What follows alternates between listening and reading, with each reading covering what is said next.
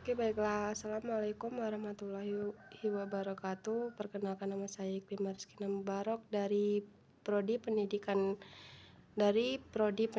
Agama Islam dari kelas PAI 2C.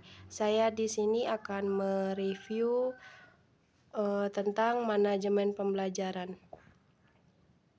Manajemen adalah kemampuan atau keterampilan untuk memperoleh suatu hasil dalam rangka pencapaian tujuan melalui kegiatan-kegiatan orang lain,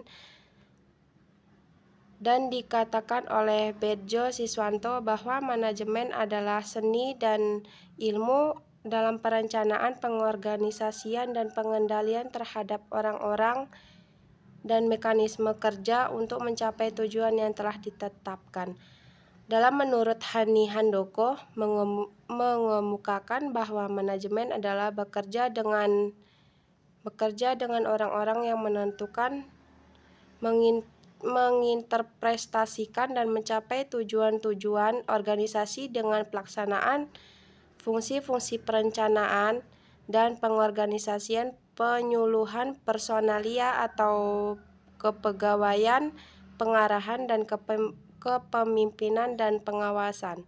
Manajemen adalah sebuah proses untuk mencapai tujuan organisasi yang dilakukan oleh seorang atau kelompok orang dengan menggunakan fungsi-fungsi merencanaan, mengorganisasi, pemimpinan, dan mengendalikan.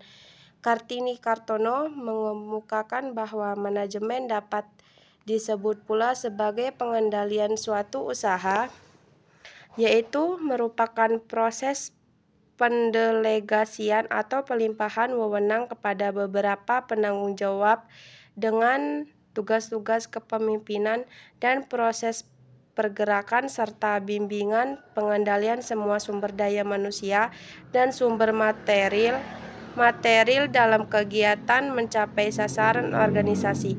Sedangkan menurut Stoner, manajemen adalah proses perencanaan, pengorganisasian, pengarahan, dan pengawasan usaha-usaha para anggota organisasi dan penggunaan sumber daya organisasi lain agar mencapai tujuan organisasi yang telah ditetapkan. Dari definisi atas terlihat bahwa Stoner telah menggunakan kata proses, bukan seni, mengartikan manajemen sebagai seni mengandung arti bahwa hal itu adalah kemampuan atau keterampilan pribadi. Suatu proses adalah cara sistematis untuk melakukan pekerjaan. Manajemen didefinisikan sebagai proses karena semua manajer, tanpa memperdulikan kecakapan atau keterampilan khusus mereka, harus melaksanakan kegiatan-kegiatan tertentu yang saling berkaitan untuk mencapai tujuan yang mereka inginkan. Dengan demikian, manajemen memungkinkan terjadinya perpaduan semua usaha dan kegiatan mengarahkan dengan tujuan organisasi juga menciptakan kerja sama yang baik demi kelancaran dan efektivitas kerja untuk mempertinggi daya guna semua sumber dan mempertinggi hasil guna. Efisien adalah hubungan antara input atau masukan dengan output, itu keluaran. Jika hasil yang dicapai lebih banyak daripada input, masukan atau modal yang dikeluarkan, maka hal itu yang dimaksudkan sebagai efisien.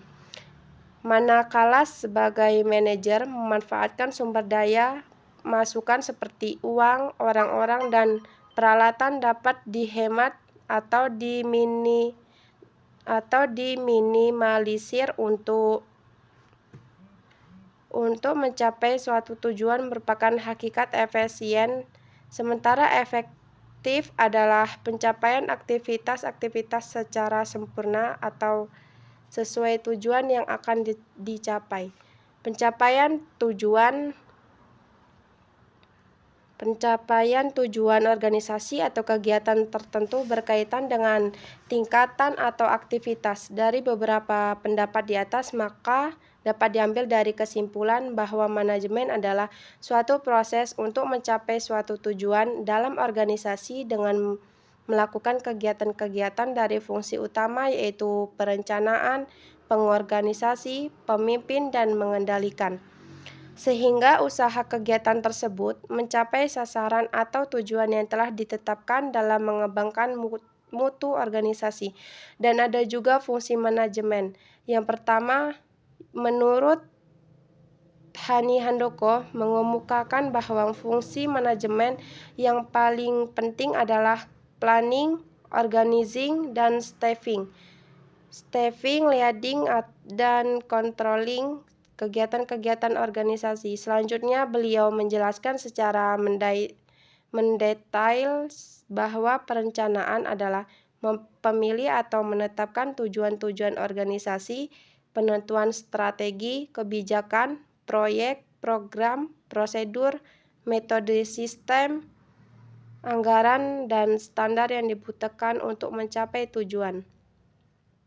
Pengorganisasian adalah menentukan sumber daya dan kegiatan yang dibutuhkan untuk mencapai tujuan organisasi, perencanaan dan pengembangan suatu organisasi yang dapat membawa ke arah tujuan, penugasan, dan tanggung jawab tertentu yang kemudian pendelegasian yang diperlukan kepada individu-individu untuk melaksanakan tugasnya.